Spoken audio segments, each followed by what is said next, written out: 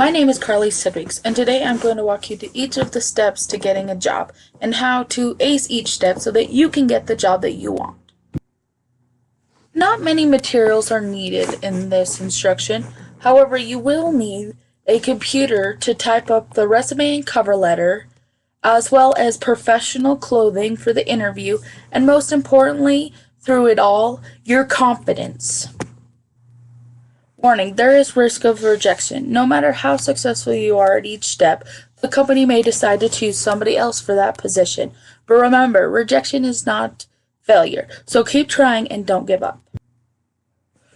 Step 1. Job research. Once you find a job that you are interested in, always research it. Look at the requirements that the company has set forth, as well as the qualifications that they believe makes a perfect candidate for the position, and see how you would fit into those, as well as research the company, because not only do you need to fit that company, the company needs to fit you. Step 2. Applying for the job. Once you have filled out an application for the current position you are applying for, you will need to create a resume and a cover letter. The resume needs to fit the current position you are applying for, so make sure that the objective shows this specific job. Then, when you write your work history and experiences, as well as your educational history, make sure that all of those are in chronological order, starting with the most present, working your way backwards. Then, your cover letter is kind of a letter that shows why you would be qualified for that position. It is your way to persuade the company to choose you. So make sure you look at the qualifications and requirements that the company is looking for, and show your experiences of how you would be qualified for that position using your work history and experiences and the things you've done in your life. This is your effort to say, hey, this is my job. I am perfect for this position.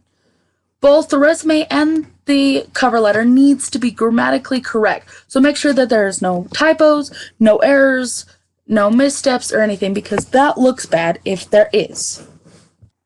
Step 3. Practice interviews. Once you have filled out an application and sent in your resume and cover letter, hopefully you will get a call back. This means that the company sees that on paper you fit their needs. Now they need to see how you are face to face. So the importance to do that is before the interview is practice the interviews.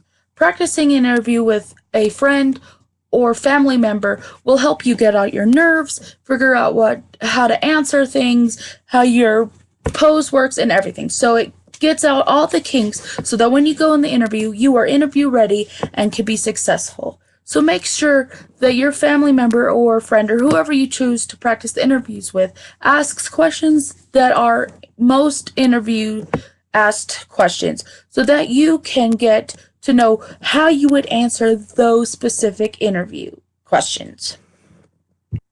Step 4. Dressing for the interview. This is your way to dress for success. You are going to be judged. This is their first impression of you. So you want to make sure you look good.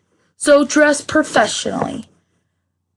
It doesn't have to be crazy. Just make sure that there are no bright colors, that you're not revealing too much, and that your clothes aren't wrinkled.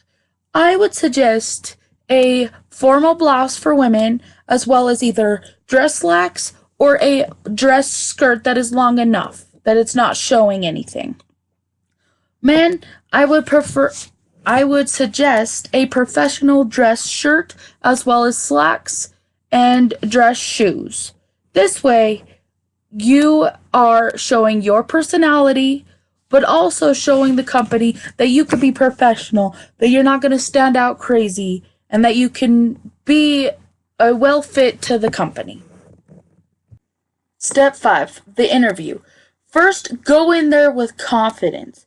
Firm handshakes and eye contact. Polite smiles. Show your personality. Let them get to know you. Then, when they start asking you questions, when the question is asked, wait a minute, reflect on the question, breathe, and then answer it as confidently and accurately as possible.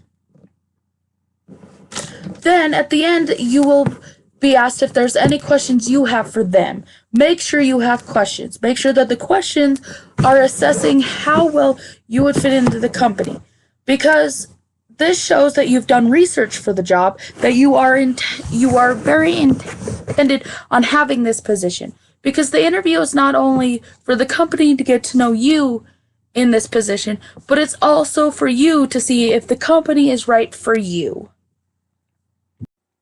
At the end of the interview, make sure that you ask what kind of time frame the company has selected to make their choice.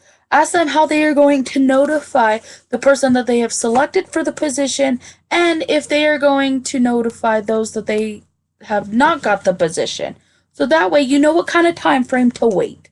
Whether you should start preparing to get the job, or if you should start looking for different jobs so that you can not waste time waiting to hear back from them. Also, it will save you a lot of panic of the after interview. This also shows that you really want the position. So at the very end, make sure that you give a firm handshake to each of the interviewers and personally thank each and every one of them for the opportunity for this interview. A couple days after the interview, make sure you send thank you letters to each of the interviewers.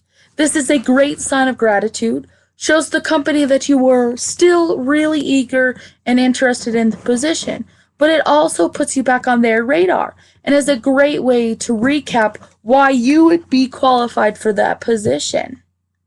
So I hope each of these steps and the tips that I have provided you in this instructional video helps you with your next job search so that you can get the job that you want. So thank you for listening and have a wonderful day.